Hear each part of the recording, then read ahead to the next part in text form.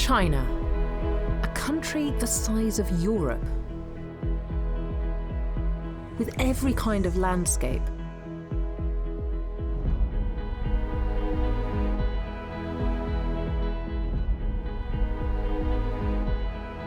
Every kind of habitat, every kind of climate, and where animals of many different types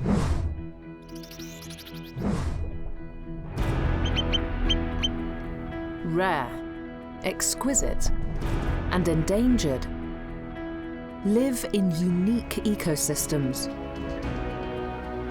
in remote isolation,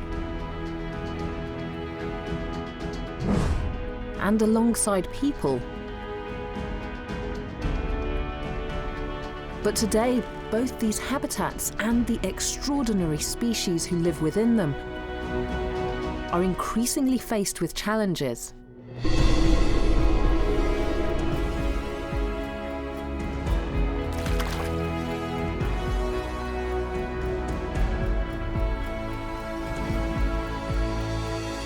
As people race to find solutions,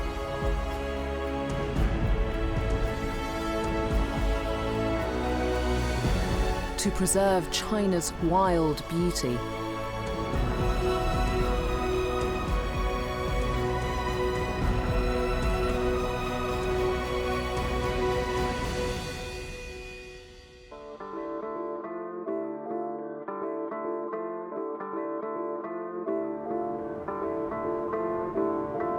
The city is an ever-evolving ecosystem.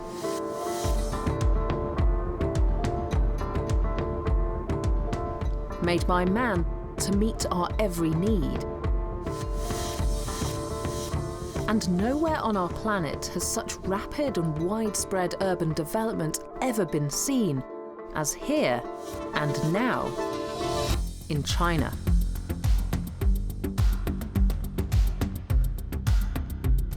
Millions of people vie for a piece of space in cities where infrastructure is shaped by tradition, landscape,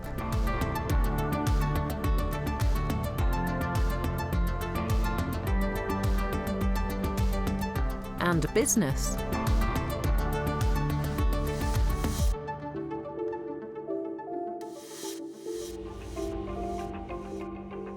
But we were not the original inhabitants of this land.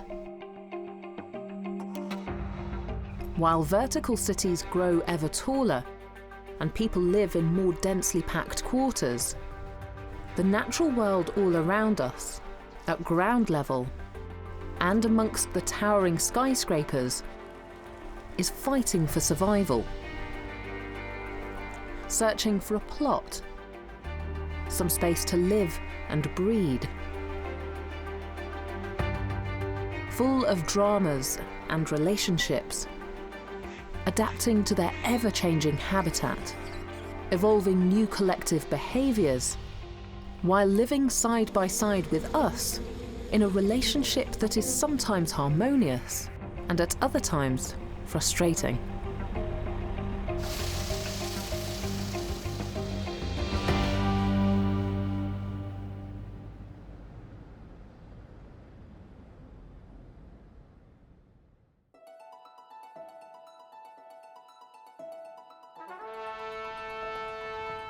Beijing, China's ancient and modern capital.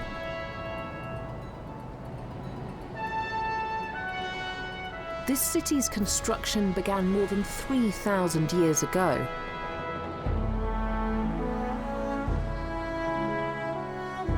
And it is home to some of China's most iconic landmarks.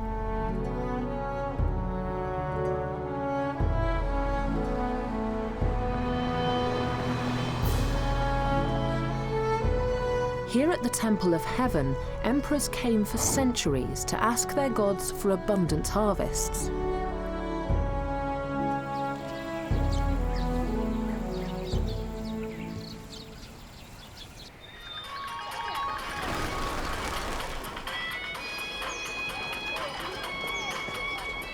These days, it's a favourite place for locals of all ages to stroll and take exercise.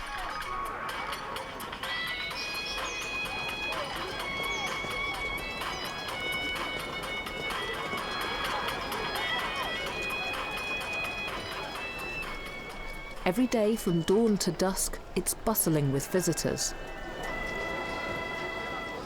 But what few of them realise is that just metres from where they are relaxing, intense dramas of life and survival are going on amongst the full-time residents of the park.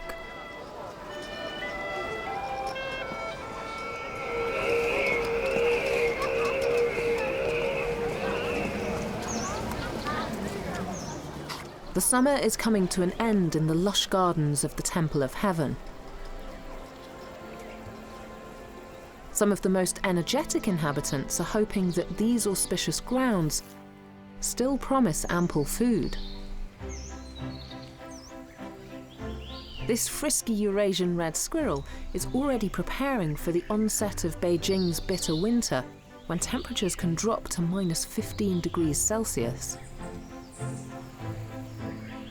Unlike other small mammals, he won't hibernate during the cold spell, and so needs to begin to store up supplies now when food is plentiful. He also increases his food intake so as to put on weight for insulation. 80% of his waking life is spent foraging for food. The coat of this red squirrel varies in colour depending on the time of year and his location.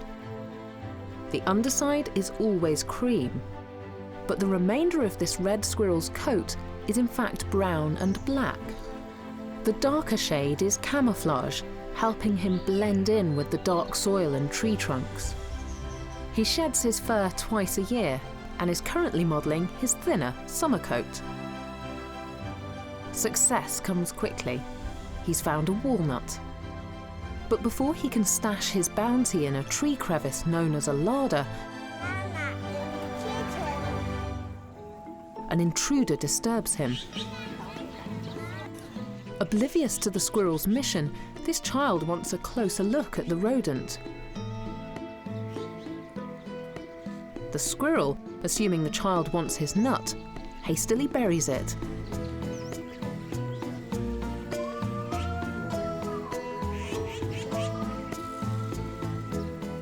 And runs for cover.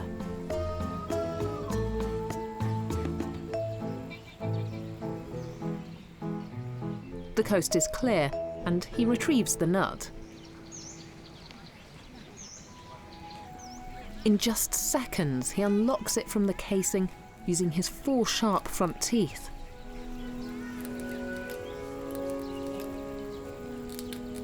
His teeth will grow throughout his life to ensure that they don't wear down to nubs from gnawing on hard nuts. He hides his nut in pre-dug shallow pits called middens. He needs to cover it well with leaves, as a well-known thief is on the prowl, a magpie, and he likes nuts. But magpies have also been known to eat small mammals. So after concealing his walnut, the squirrel also makes himself scarce.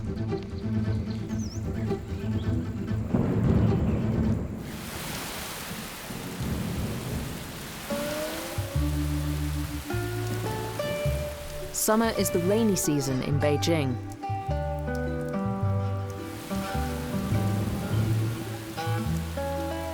And a sudden downpour brings out a host of creatures. But heading out into the open can be a risky business. The common sparrow, a social bird with a strong sense of community. This scout has been sent to find food and sends word back. Petite in stature, the sparrow's strength lies in their numbers.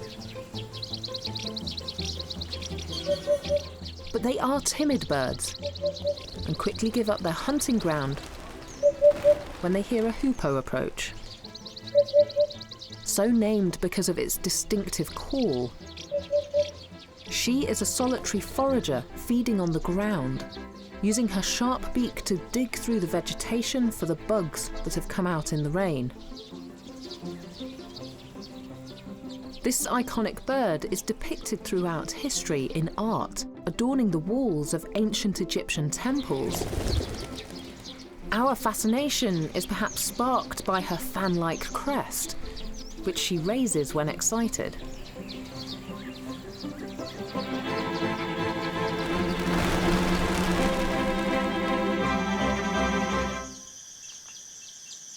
Nestled in the long grass, a solitary hedgehog is awoken by the rain. And a certain scent. His attention quickly turns to dinner.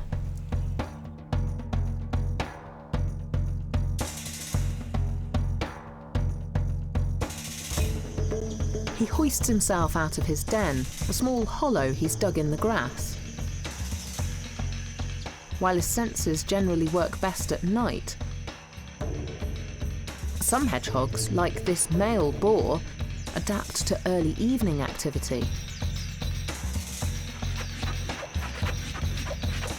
With poor eyesight, he relies on smell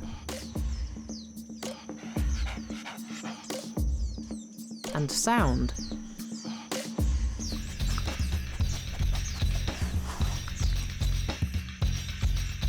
He can even detect insects 7 centimetres underground. And he has caught a scent.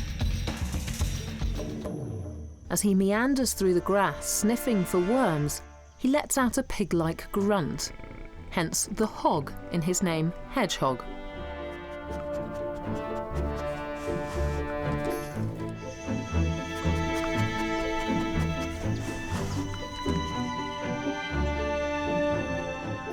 He's hot on the trail of a juicy earthworm.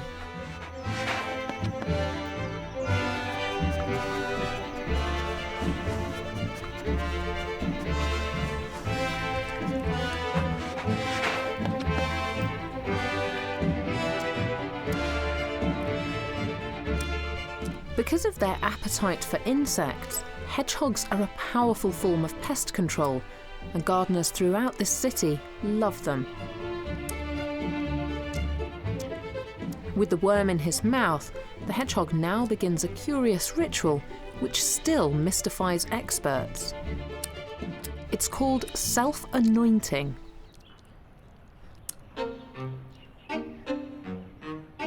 The hedgehog mixes the worm meat with saliva to form a scented broth.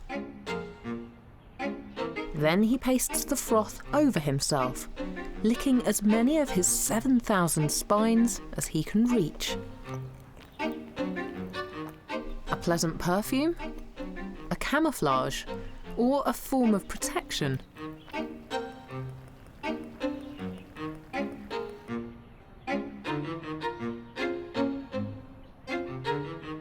The purpose of this act is entirely unknown and remains the hedgehog's secret.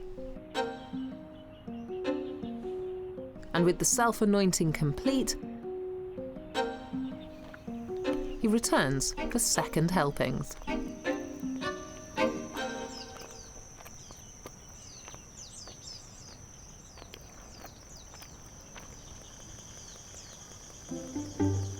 Whilst his wild instincts are still strong, this hedgehog has learned to adapt his behaviour to make the best of life amongst urbanites.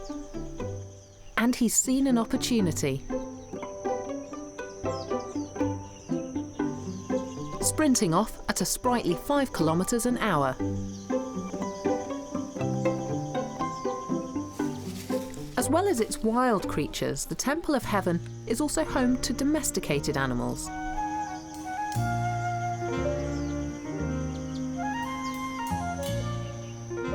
Cats.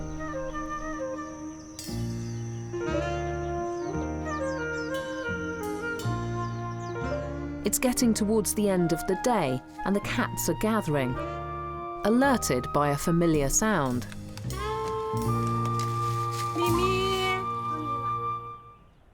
It's their favourite time of the day. Mimi! Despite the fact the cats are living in this public park, free to roam its grounds and catch their own food, they also get regular meals. 不怕不怕，快回来从这儿吃吧，吃吧吃吧，它胆儿不小，对对，吃吧。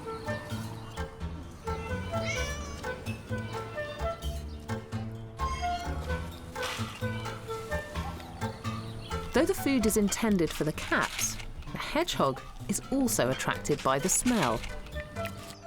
He bides his time.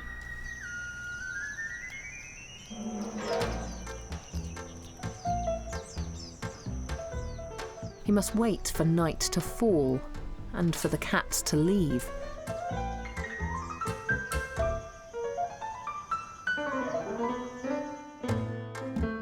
It's a long wait.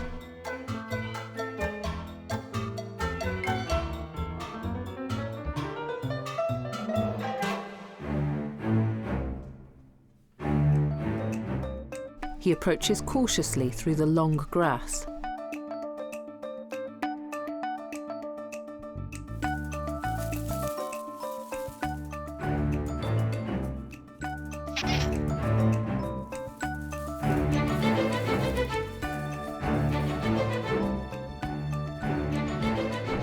And at last, patience is rewarded. He gets what he's been waiting for.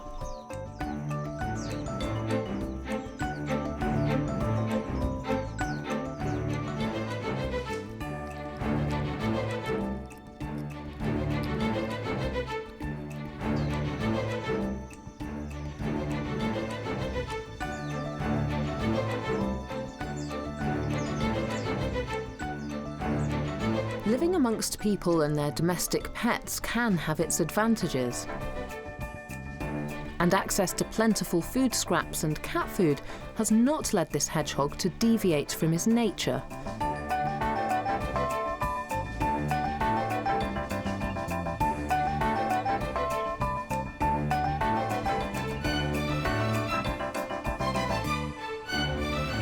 Research has found that despite having a year-round supply of food, the urban hedgehog still hibernates for 6 months of the year.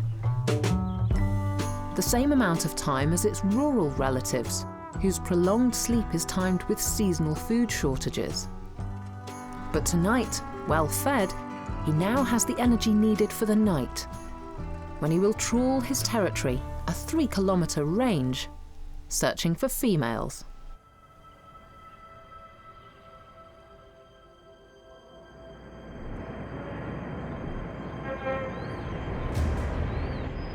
(2,200 kilometers southwest of Beijing), the sprawling city of Guiyang stands out in sharp contrast to the karst scenery it jostles against.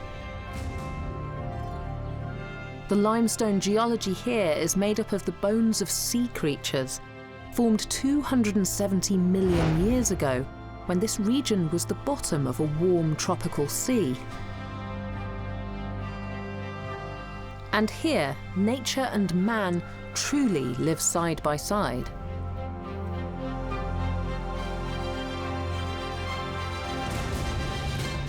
In the wetlands not far from the city centre,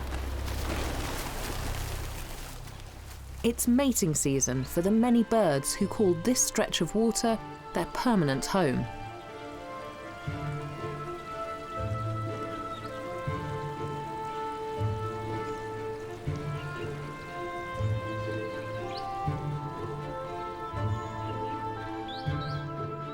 These ample waterways are run off from the Pearl River, and they've helped this city flourish, bringing humans and animals much needed fresh water.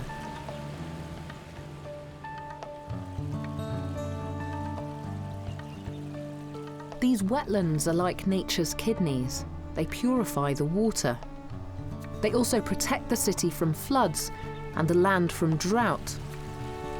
And they cool air down when it's very hot in summer.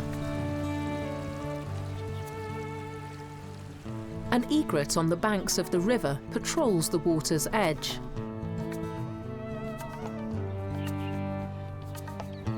He chooses only to live where there is fresh water and clean air. Egrets have thrived in these lush surroundings for thousands of years.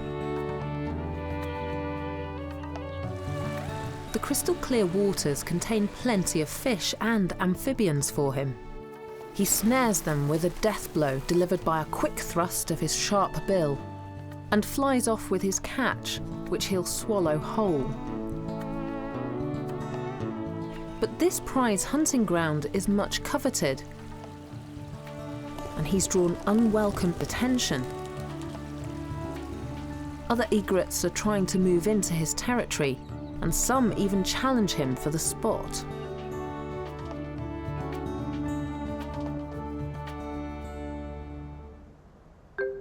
And soaring above the wetlands, Guiyang's karst peaks are also home to a population thriving off the rich supply of natural resources.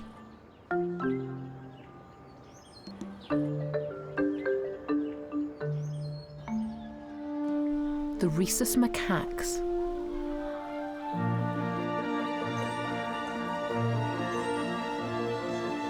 After humans, they are the world's most numerous and ecologically widespread primates.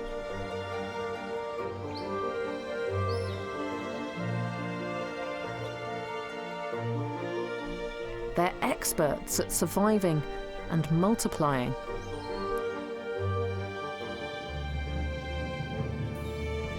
And they share much in common with their human cousins.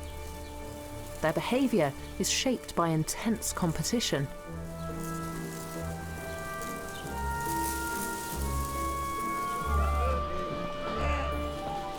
Rhesus macaques live in complex societies.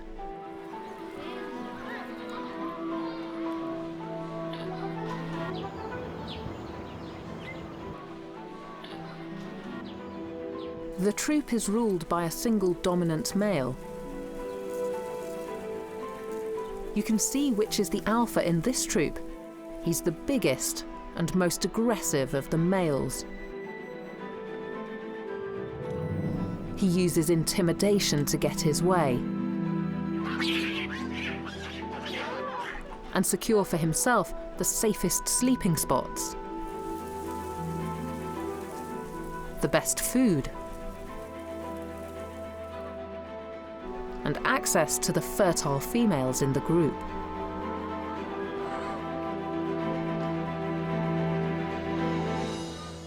Intriguingly, his family of macaques is thriving in close quarters to another species of primate, humans.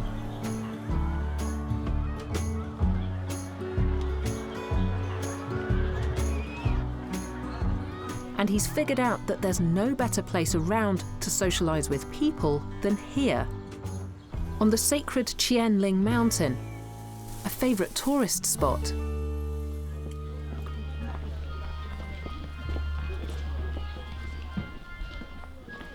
It's Chinese New Year, and 100,000 Guiyang residents come in pilgrimage up this mountain. They gather firewood in the belief that this act will bring them good fortune and wealth. They offer thanks at the Zen Buddhist Hongfu temple. But the star attraction are the king monkey's macaques. And they know how to work the crowds.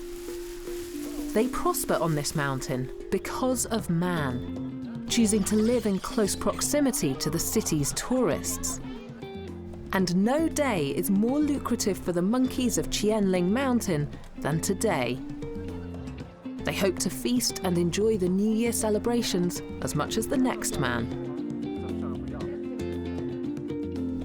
The troop leader, like all macaques, has specialised pouch-like cheeks to ensure that all the excess food he's given or grabs won't go to waste. Nowadays, the majority of his food intake comes from visitors. And there are concerns that through this coexistence, he and the troop he leads could be losing their foraging and gathering skills. Most feed the macaques responsibly: fruit, nuts. Their regular diet in the wild.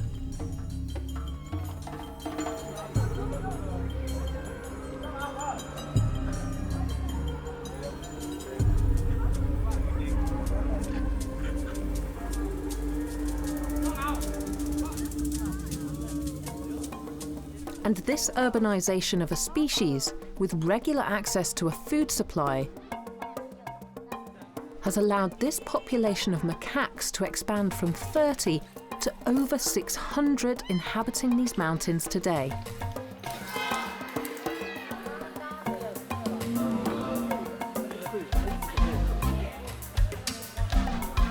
While they might have changed their feeding habits, at the end of the day, when the visitors descend the mountain for the bright lights of the city, the alpha male leads his troop away from the tourist spot and retreats back to his treetop canopy, back to his own society.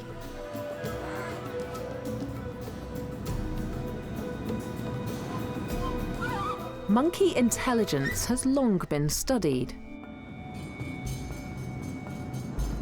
But the abilities of some less exotic city-dwelling animals are now also gaining attention.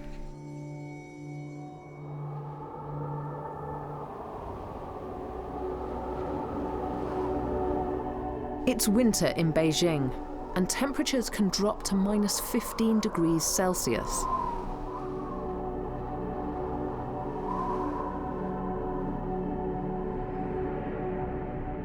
As people retreat home, other species are flocking into the city.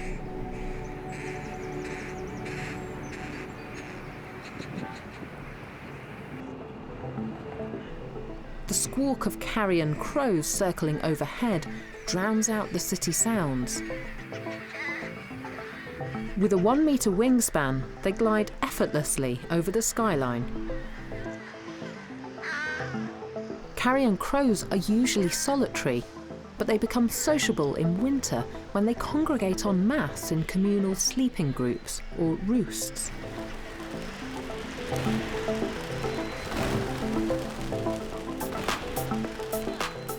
12,000 are expected to arrive in Beijing this year.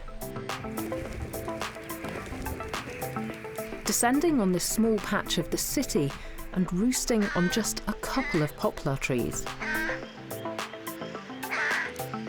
And experts at Cambridge University in the UK believe that the size of their roost is indication of their intelligence.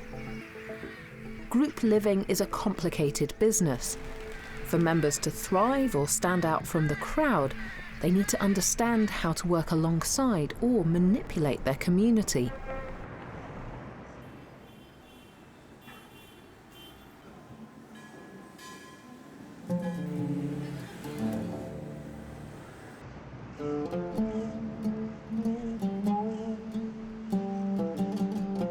Highly social creatures like dolphins, chimps, and humans display great intelligence.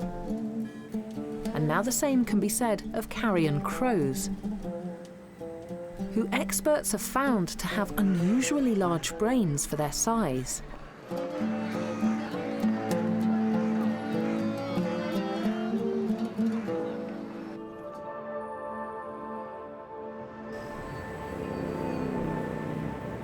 This is a spectacularly large roost.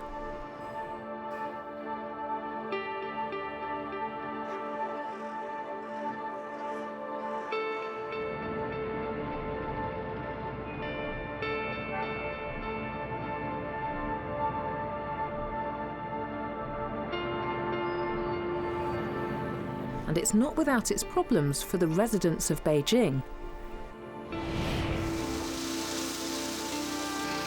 who have to tread a little carefully when walking beneath these trees in winter.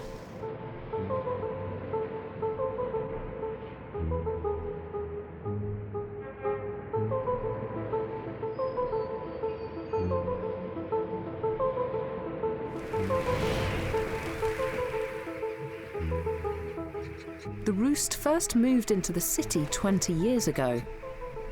Carrion crows are typically birds found in farm and grassland.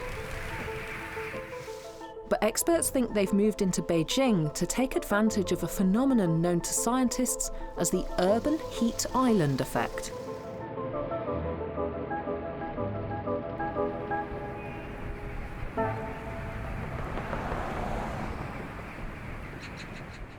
There are 20 million people in Beijing, and the cars, air conditioners and other machines used in this developed city give off heat.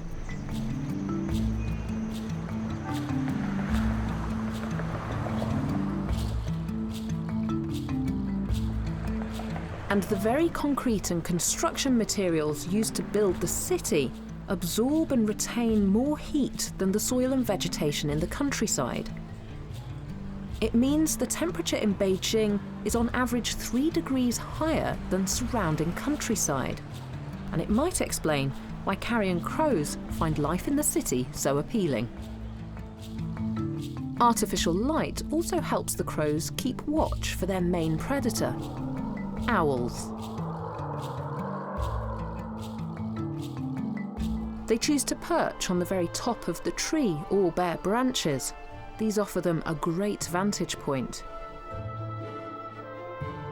If they come under attack, they can alert the entire roost, with 3 or 4 warning cries in quick succession. And then they take to the skies.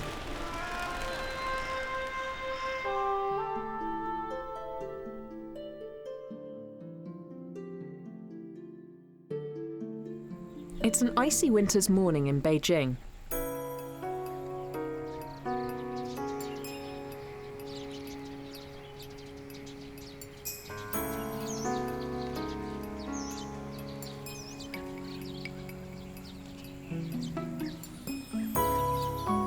In a city park, many different kinds of birds are on the water.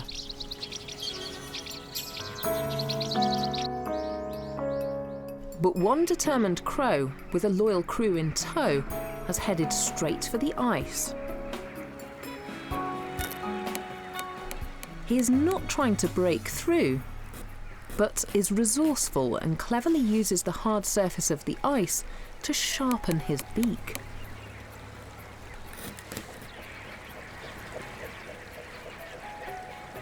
But these busy crows need to take care. There are predators in the park too.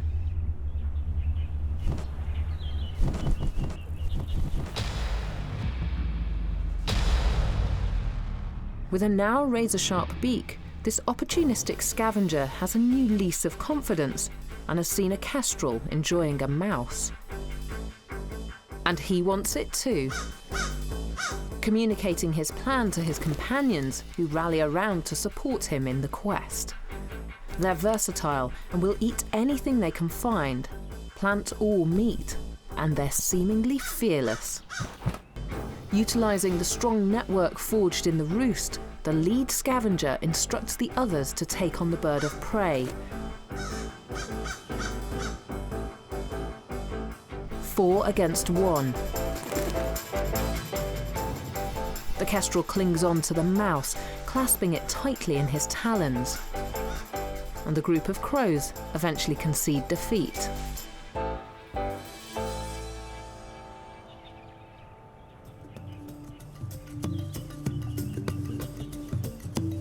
But our tenacious crow has a better idea. Why scavenge when he knows of a permanent source of food?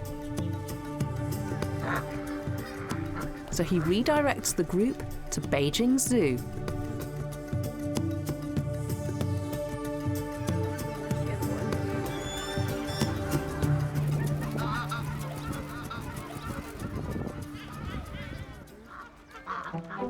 The zoo is a microcosm of the world, with numerous habitats and a variety of the Earth's ecosystems. The crows are spoilt for choice with where to land.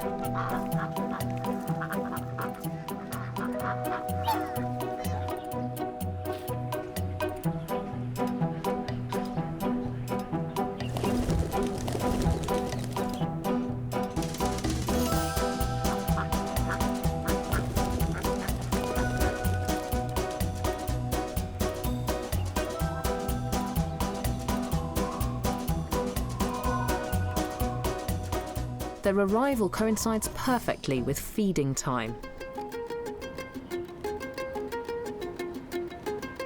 where they get to sample various cuisines. Sneaking into an unattended trough, the group enjoy the African grains in the zebra's feed.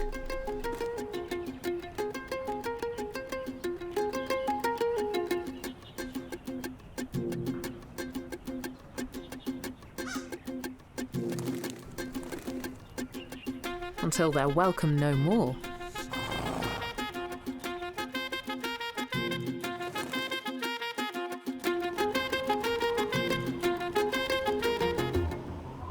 And move on to the mites and bugs,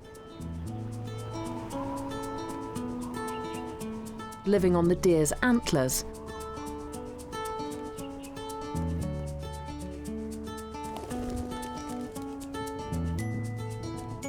much to the host's annoyance.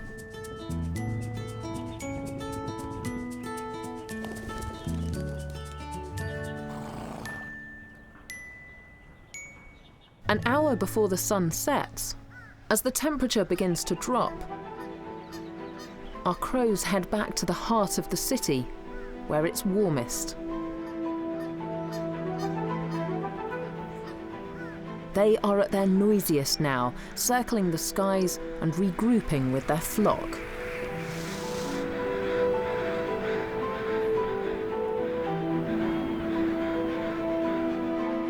Owls wake up just as these crows are heading to their roosts.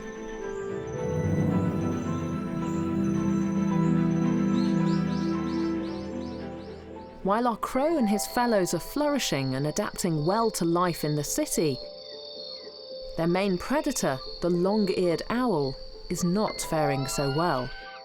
With diminishing woodland, their natural habitat, owls have ventured into Beijing. These nocturnal creatures are attracted to the food chain in the city. There's always something to eat here.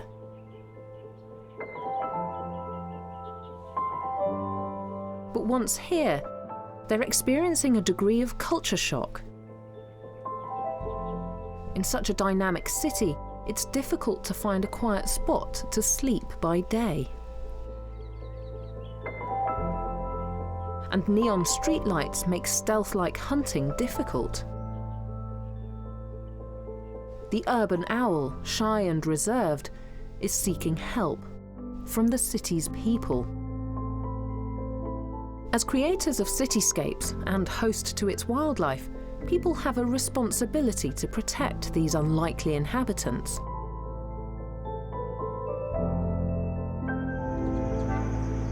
Here at the Raptor Centre in Beijing, they monitor the city's wild owls, kestrels and buzzards, bringing in any that need a little help in adapting to their unnatural surroundings.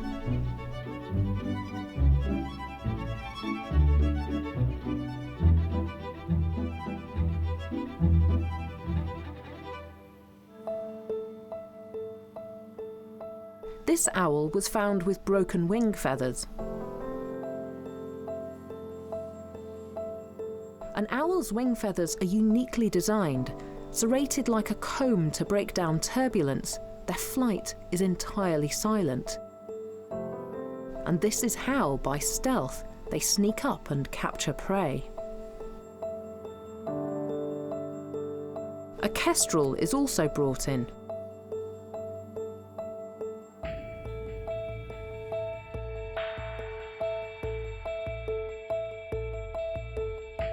They're sharpening his beak.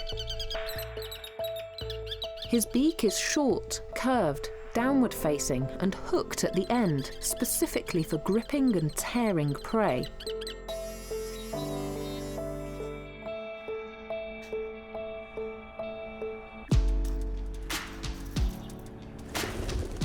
In the wild, birds of prey like this owl sharpen their beaks through crunching the bones of the moles and voles that are their chief food. But in the city, they've been found eating soft, filleted leftovers with no beneficial effect on their beaks, which means they can get overgrown.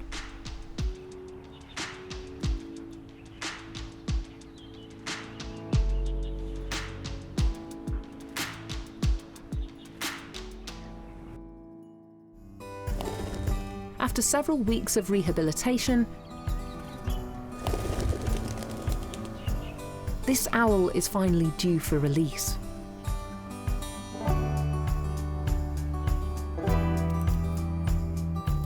The team drive to the countryside 10 kilometers outside of the city. 后头就是山，前面就开矿，我觉得就挺好，就不给它放地上。 This is the owl's natural environment.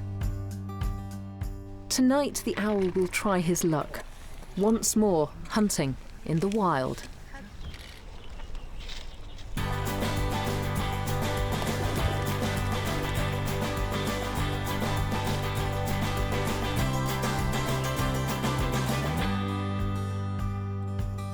But hopefully he won't find himself drawn back to the bright lights of the city, scavenging for easy food.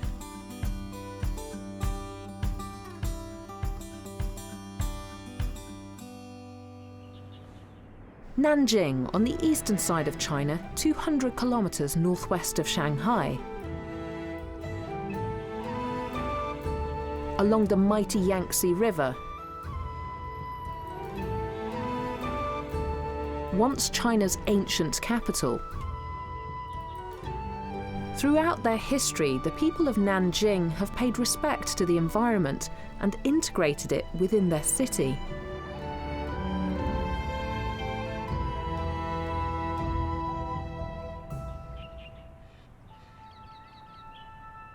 And nowhere in Nanjing is nature more cherished than on Purple Mountain.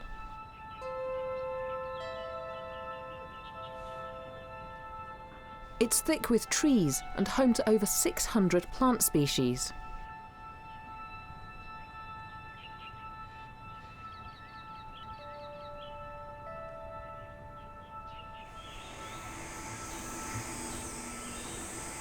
One creature found deep in the forest on Purple Mountain is unable to tolerate any man-made light,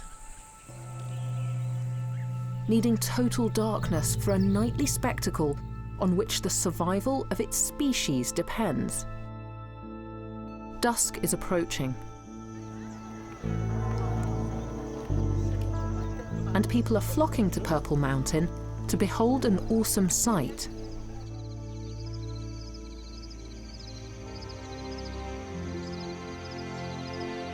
Fireflies. Winged beetles, sending out messages of love.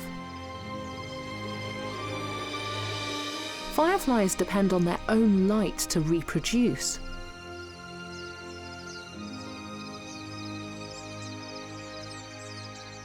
They emit the light from their abdomen, created through a chemical reaction inside their bodies. And reproduction is their sole purpose in life, living only long enough to mate and lay larvae. They have a variety of ways to communicate with mates in courtship. Steady glows, flashing.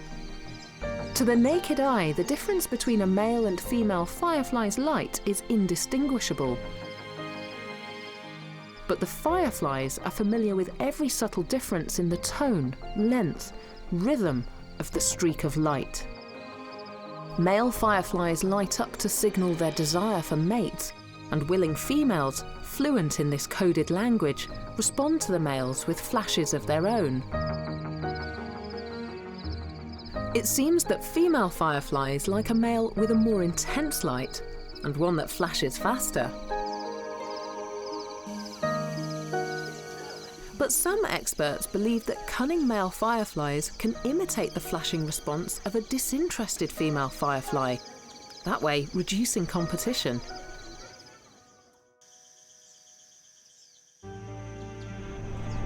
Around the world, firefly numbers are decreasing as cities encroach on forests.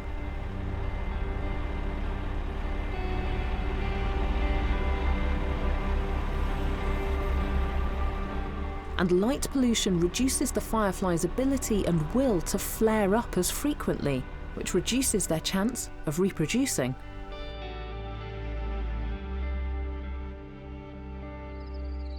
But here in Nanjing, the population is thriving. Thanks to respect and positive coexistence.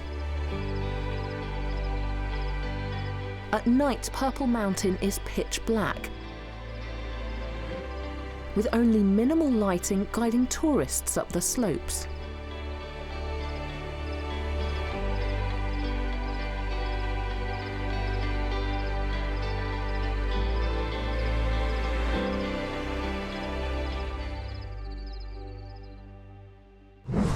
Purple Mountain is a piece of wildness Nanjing City has preserved for itself.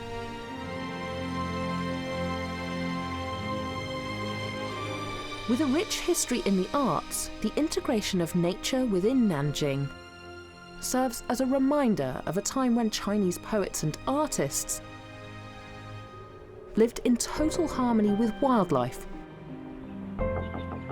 and drew inspiration from the natural world. It's a permanent reminder of the exquisite beauty and wonder of nature that can still be ours to appreciate in these modern times, even as cities expand. And now other cities are also following Nanjing's lead.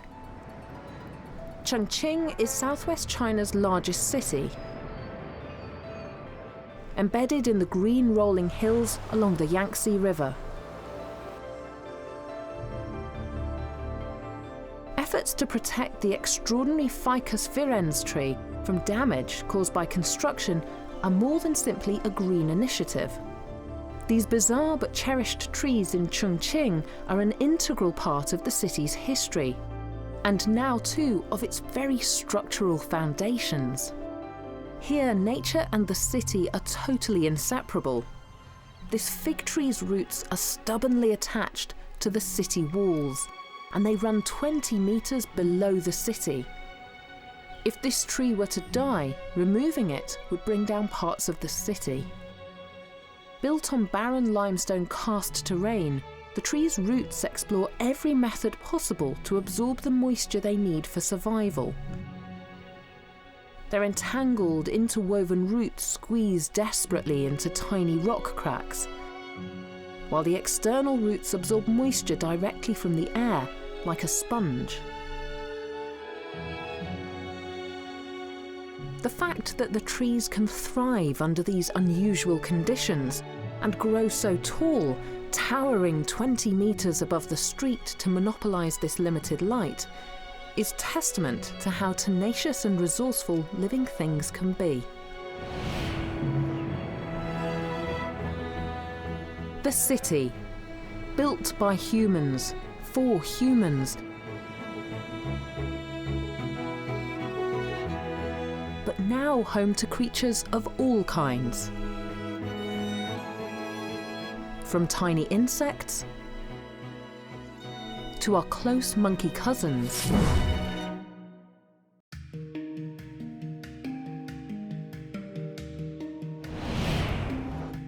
The city is a shared space where all life must find a way to survive and prosper. Every day in our cities, we see evidence of nature's vitality and its ingenuity, where creatures, domesticated and wild, live side by side with us. As neighbours in this complex and interconnected world, we influence each other in ways we cannot predict.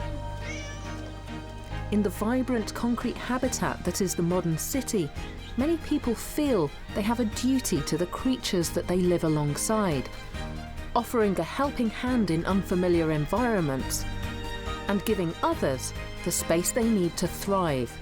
Everywhere in the modern city, people, entranced by nature's brilliant diversity, are drawn to protect and care for all the creatures of the wild.